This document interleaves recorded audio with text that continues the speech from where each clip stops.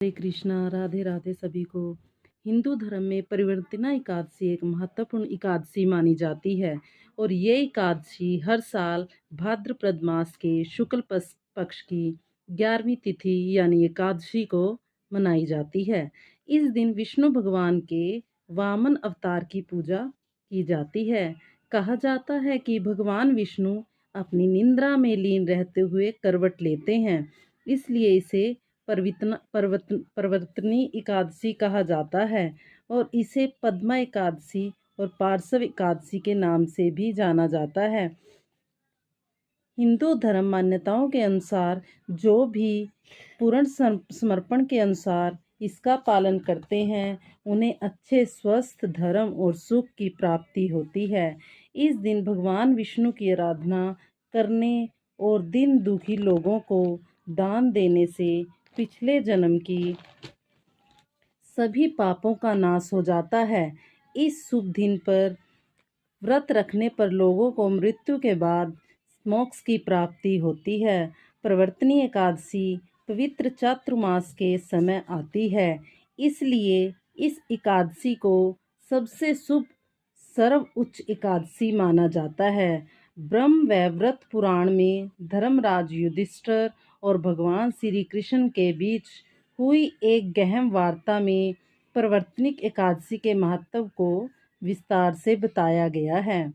इस दिन दान करने से न केवल जरूरतमंदों की मदद होती है, बल्कि दान देने वाला व्यक्ति भी धार्मिक और आध्यात्मिक रूप से समृद्ध होता है।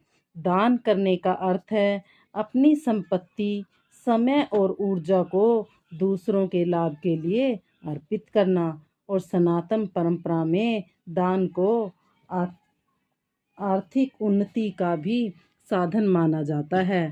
तैत्तिरीय उपनिषद में दान का उल्लेख करते हुए कहा जाता है, सर्द्याम देयम असर्द्याम अद्यम, अर्थात हमेशा पूरी श्रद्धा और भाव के साथ दान करना चाहिए।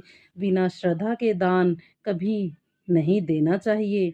श्री गोस्वामी तुलसीदास जी कहते हैं, हे प्रगतिचार्य पद धर्म के कली एक प्रधान चैन कैन वृद्धिनी दान करी कल्याण, अर्थात धर्म के 4 चरण सत्य, दया, तप और दान प्रसिद्ध हैं, जिनमें से कलयुग में एक दान रूप चरण ही प्रधान है, जो किसी प्रकार से भी दिया जाने पर दान कल्याण करता है।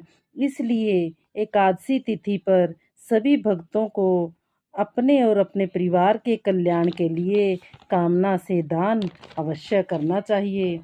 इसी पावन दिन पर मैया यशोदा ने जलासिया पर जाकर श्री कृष्ण जी के वस्त्र पहली बार धोए थे।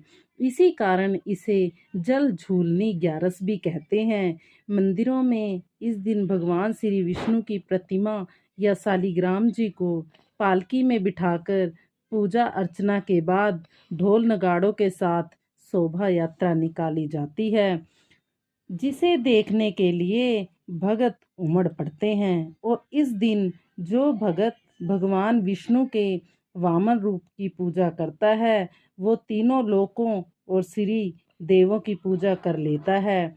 इस बार भाद्रपद एकादशी तिथि प्रारंभ होगी 13 सितंबर शुक्रवार रात 10:30 से एकादशी तिथि समाप्त 14 सितंबर शनिवार रात 8:41 तक होगी। इस बार केवल 14 सितंबर दिन शनिवार को परिवर्तना एकादशी का व्रत रहेगा। एक दिन पहले 10वीं तिथि के नियमों का पालन करने व्रत रखने के बाद अगले दिन रविवार को व्रत का पारणा किया जाएगा। द्वादशी तिथि प्रारंभ 14 सितंबर शनिवार रात 8:42 से द्वादशी तिथि समाप्त 15 सितंबर रविवार शाम 6:12 तक समाप्त होगी। व्रत का पारणा 15 सितंबर दिन रविवार को सुबह 6:17 से 9:10 के बीच में किया जाएगा।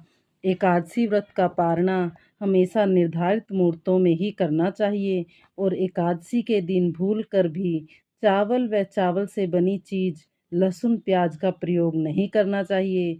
10वीं तिथि तुलसी के पत्ते तोड़कर रख लिए जाते हैं। 10वीं की तिथि को ही तुलसी के पत्ते तोड़कर रख लिए जाते हैं, क्योंकि एकादशी को तुलसी के पत्ते तोड़ना वर्जित माना जाता है।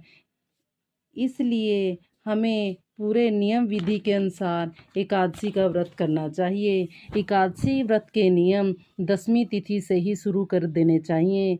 हो सके तो एक दिन पहले से ही एक टाइम का खाना ही खाएं 10वीं को ही। और क्योंकि ये व्रत रात्रि के समय ही स्टार्ट हो जाता है। एकादशी के व्रत के पालन करने वाला मनुष्य मोक्ष को प्राप्त होता है।